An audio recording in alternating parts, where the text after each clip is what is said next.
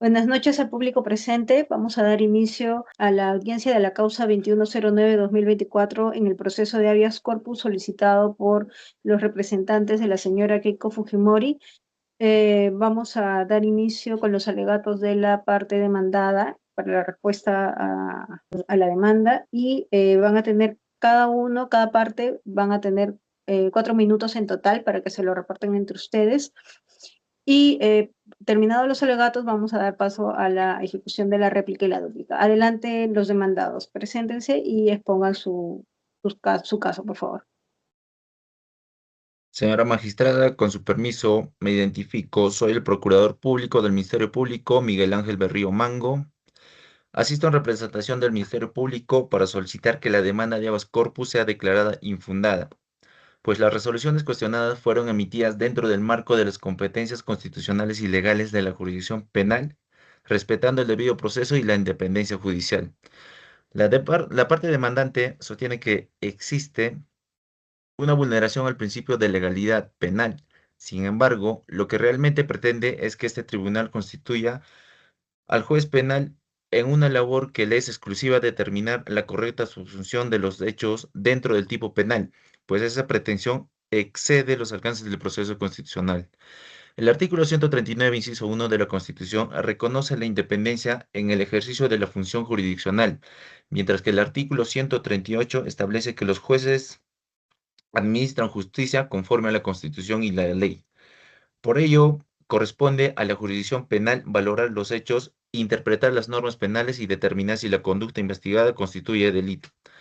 El propio Tribunal Constitucional ha sostenido reiteradamente que los expedientes 2758-2004, caso Bedoya y de Vivanco, y 3282-2024, caso Almeida, que el control constitucional sobre las resoluciones judiciales es excepcionalmente y únicamente procedente cuando exista una arbitrariedad manifiesta o una vulneración evidente de derechos fundamentales, supuesto que no se presenta en este caso.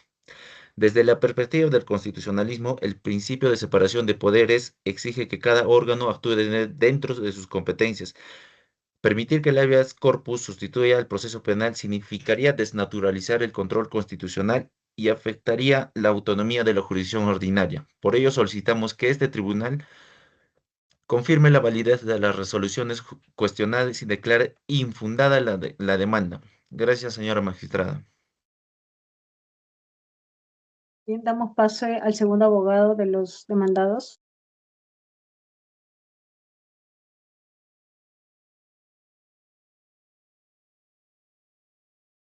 Señor presidente, señor magistrado, con el debido respeto me presento. Soy el abogado Pablo César Quispe Ramos, abogado de la parte demandada con casilla electrónica 154146. Comparezco en representación de la parte demandada para solicitar que la demanda de habeas corpus sea declarada infundada, porque el Ministerio Público y el Poder Judicial actuaron conforme a la Constitución, la ley y el debido proceso. El habeas corpus no puede utilizarse como una tercera instancia para revisar decisiones de la justicia penal. La determinación de la calificación jurídica y la valoración de las pruebas corresponde al juez penal dentro del proceso ordinario. Por otro lado, la investigación por lavado de activos y organización criminal se desarrolló bajo el control judicial, respetando el derecho de defensa y el principio de objetividad del Ministerio Público. Además, el Estado tiene la obligación constitucional e internacional de investigar, sancionar los delitos, garantizando siempre el debido proceso. Por ello, señora magistrada, solicitamos que la demanda sea declarada infundada. Muchas gracias. Bien, vamos a dar pase ahora a la respuesta de la parte demandante. Adelante, por favor. Señora magistrada, con su venia.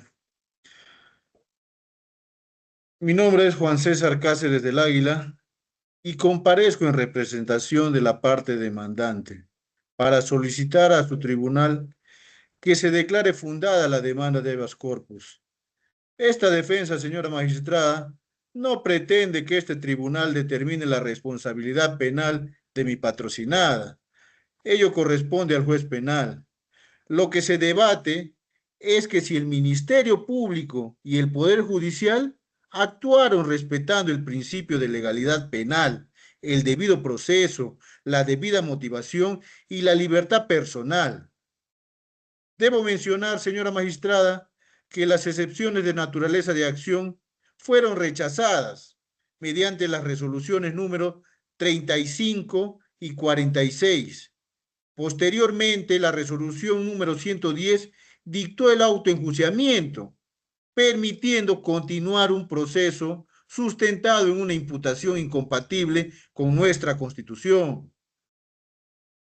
El artículo 2, inciso 24, literal D de nuestra Constitución, señora magistrada, el artículo 2 del título preliminar del Código Penal y el artículo 9 de la Convención Americana sobre Derechos Humanos consagran el principio de legalidad penal.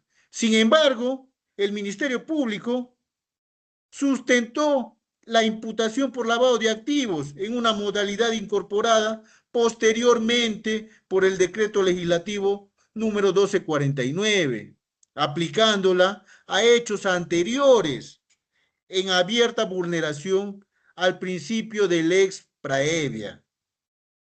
Asimismo, se infringieron los incisos 3 y 5 del artículo 139 de nuestra Constitución, pues las resoluciones impugnadas carecen de una debida motivación que justifique la subsunción de los hechos en el tipo penal vigente. Del mismo modo, señora magistrada, los artículos 7, 8 y 25 de la Convención Americana y el caso Arellano versus Chile exigen el debido proceso que sea garantizado mediante el control convencional. Por ello, solicitamos ante su tribunal que se ampare la demanda y se restituyan los derechos vulnerados de mi patrocinada. Por ende, se reafirme que el poder punitivo solo es legítimo cuando se respeta nuestra Constitución, los tratados internacionales y los principios del Estado constitucional y convencional de derecho. Muchísimas gracias, señora magistrada. Muy bien, adelante el segundo abogado. Señora magistrada, con su venia, comparezco en mi calidad de abogado Santos Mamani Huamantalla, de la parte demandante. Señora magistrada, como ha quedado establecido en la presentación inicial, la demanda de habeas corpus no pretende cuestionar aspectos de manera legal penal, sino que persigue un objetivo fundamental y constitucionalmente legítimo, que se restablece la vigencia del principio de legalidad penal, que ha sido gravemente vulnerado en el proceso seguido contra la señora Keiko Sofía Fujimori.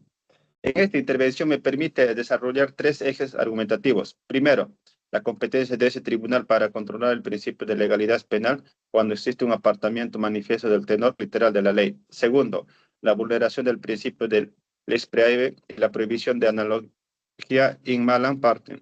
Y tercero, la afectación al derecho al plazo razonable y la presunción de inocencia como manifestación del derecho del debido proceso. Gracias, doctor. Bien, ahora pasamos nuevamente a la parte demandada para que haga ejercicio de la réplica. Señora magistrada, la contraparte insiste en afirmar que la sola existencia de una discusión sobre el principio de legalidad convierte este proceso en un asunto constitucional. Con el debido respeto, esa afirmación es jurídicamente incorrecta. La defensa pretende que este tribunal determine que los hechos atribuidos a la investigada no constituyen delito y que, por tanto, el proceso penal debe archivarse. Sin embargo, ello supone realizar un nuevo juicio de tipicidad, actividad que es reservada exclusivamente al juez penal. El artículo 200, inciso 1 de la Constitución protege la libertad personal mediante el habeas corpus. No obstante, dicho proceso no fue diseñado para reemplazar los mecanismos ordinarios de defensa dentro del proceso penal. La Corte Interamericana de Derechos Humanos, en el caso APIS versus Venezuela, ha señalado que los órganos constitucionales no deben sustituir arbitrariamente la valoración realizada de los jueces naturales, cuando estos actúan dentro de su competencia. Del mismo modo, el Tribunal Constitucional peruano ha precisado que solo procede controlar decisiones judiciales cuando la interpretación resulte manifiestamente irrazonable o arbitraria, situación que no ha quedado acreditada. Como sostiene Robert Alexy, los derechos fundamentales deben armonizarse con las competencias institucionales del Estado. La protección constitucional de los derechos no autoriza al juez constitucional a invadir funciones propias del juez penal.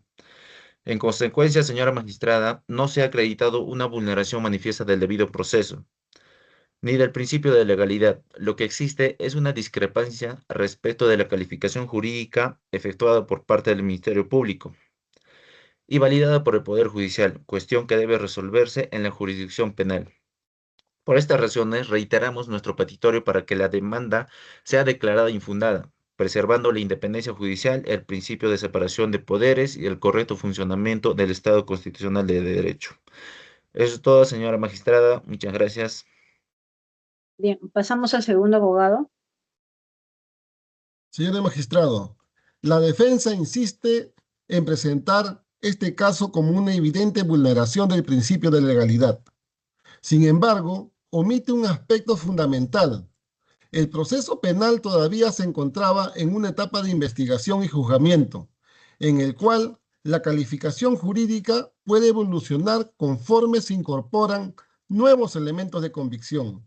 En ese sentido, el Ministerio Público no modificó arbitrariamente la imputación, sino que ejerció la facultad que la ley procesal penal lo reconoce para adecuar la calificación jurídica a los hechos investigados. Asimismo, ello no vulnera el derecho de defensa, puesto que toda variación fue comunicada oportunamente y sometida al control del juez penal. La defensa también sostiene que el Tribunal Constitucional debe intervenir para corregir una supuesta indebida subsucción penal. No obstante, conforme al principio de subsidiariedad del proceso constitucional, el habeas corpus no puede convertirse en un mecanismo para reemplazar el debate probatorio, ni para resolver cuestiones propias de la jurisdicción penal ordinaria. Como sostiene Neil McCormick, el razonamiento jurídico exige respetar la distribución constitucional de competencia entre los órganos del Estado. Por estas razones, si el juez constitucional asume funciones propias del juez penal, se afecta el equilibrio institucional y la seguridad jurídica. Asimismo, señora magistrada, la Constitución impone al Estado el deber de investigar y sancionar eficazmente los delitos de corrupción y criminalidad organizada. Una intervención prematura del juez constitucional podría impedir que la justicia ordinaria esclarezca plenamente los hechos, afectando no solo el interés público, sino también el derecho de las víctimas y de la sociedad a reconocer la verdad. Por estas razones, reiteramos nuestro pedido para que la demanda sea declarada infundada. Muchísimas gracias. Bien, pasamos a escucharlos a la dúplica, a los abogados demandantes. Adelante. Señora magistrada, la parte demandada sostiene que este habeas corpus cuestiona aspectos de mera legalidad penal y que el Tribunal Constitucional no puede sustituir al juez ordinario. Sin embargo, déjenme decirles, señores demandados, esa afirmación desnaturaliza el objeto del proceso constitucional. Esta defensa no solicita una nueva valoración de la prueba, ni un pronunciamiento sobre la responsabilidad penal. Cuestiona que las resoluciones judiciales permitieron una continuidad de un proceso sustentado en una imputación que vulnera el principio de legalidad y con ello la libertad personal de mi patrocinada. Asimismo, esta contraparte afirma que la gravedad del delito investigado justifica las decisiones adoptadas.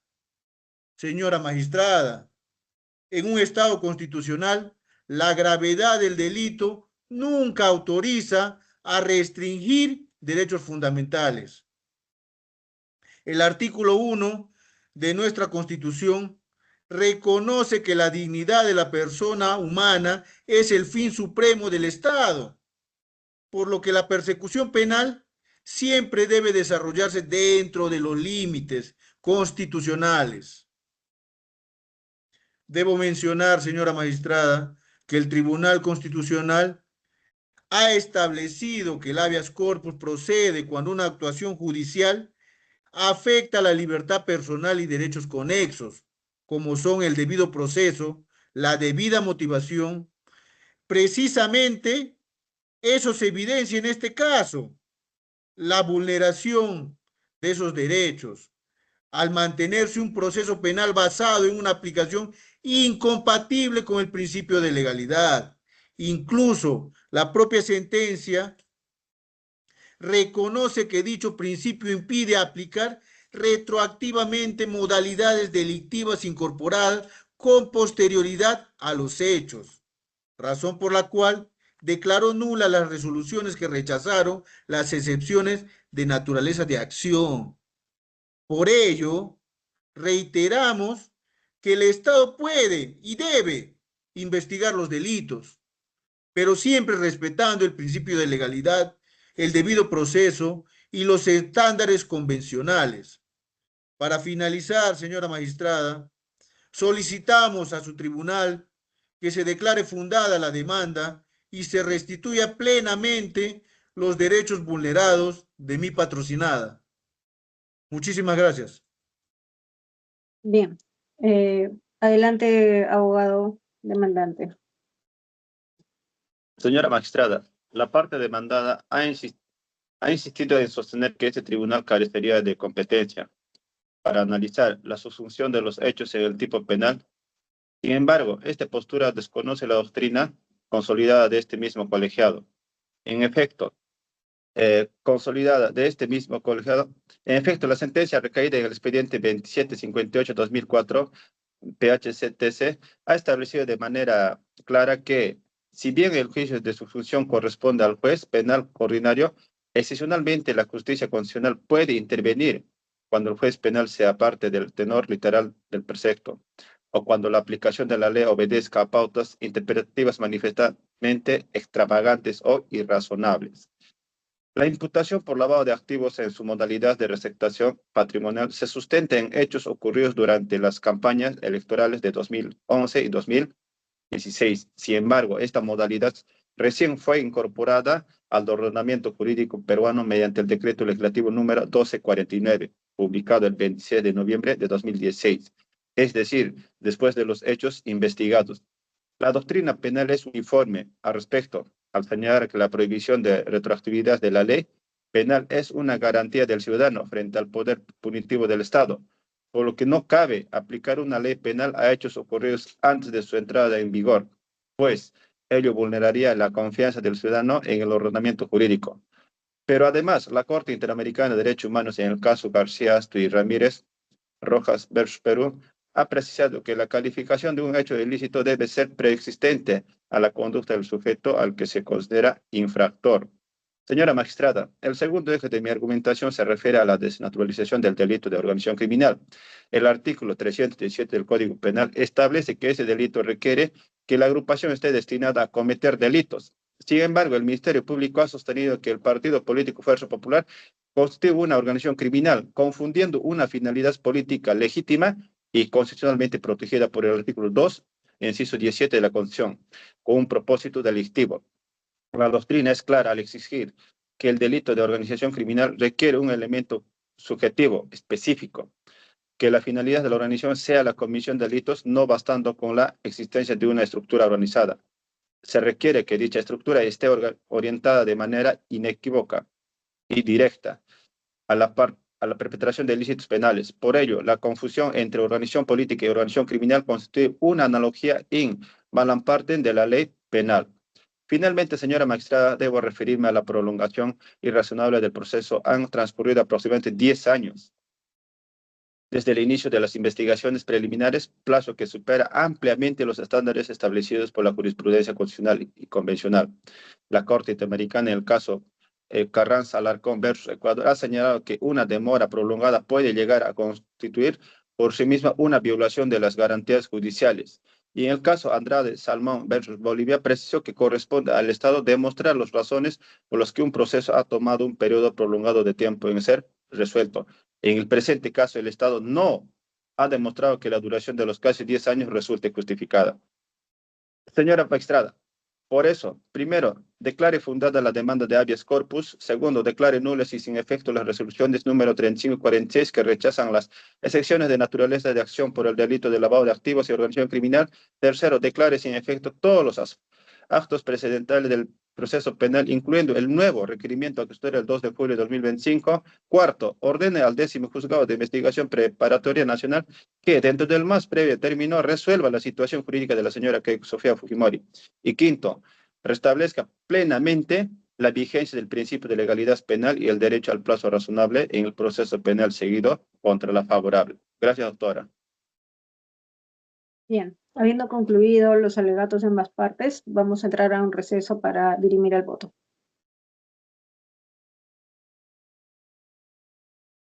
Bien, habiendo evaluado el caso, vamos a dar lugar al pronunciamiento del fallo.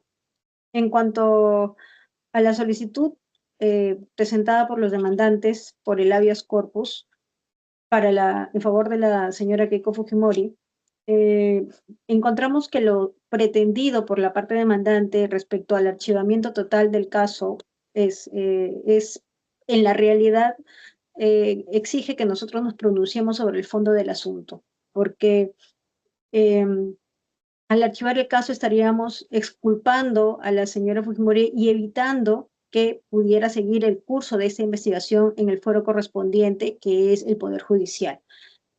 Dicho esto, no es materia de esta sala pronunciarnos sobre ningún fondo del asunto, sino sobre el asunto controvertido pretendido por los demandantes, que es si se está vulnerando o no el principio de legalidad en el caso seguido contra la señora Fujimori. Ante ello, están alegando que se está aplicando, o el Ministerio Público pretende que se aplique la ley 1249 promulgada en el 2016 y que no sería la vía legal correspondiente porque los hechos que en ningún momento han sido negados por los demandantes se habrían cometido antes de que existiera este tipo penal. Sin embargo, en aplicación del principio iura covid nuria, novicuria, en cuanto que nos dice que tenemos que aplicar otras leyes, que nosotros tenemos la potestad como jueces de aplicar las leyes que corresponden, no estaría aplicándose esta ley, sino las leyes precedentes en materia de lavado de activos, que son las leyes vigentes desde el año 2002, la ley 27765, y que continuó su vigencia mediante la ley, decreto legislativo 1106 promulgado en el año 2012.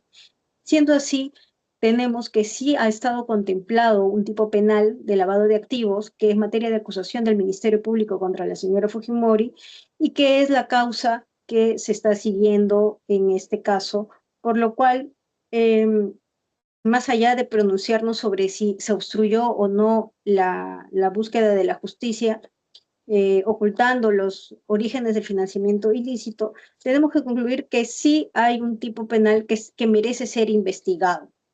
Ahora, en aplicación también del artículo 139.2 de la Constitución, y para mantener lo que es el orden del Estado de Derecho, no podemos pronunciarnos sobre un asunto penal.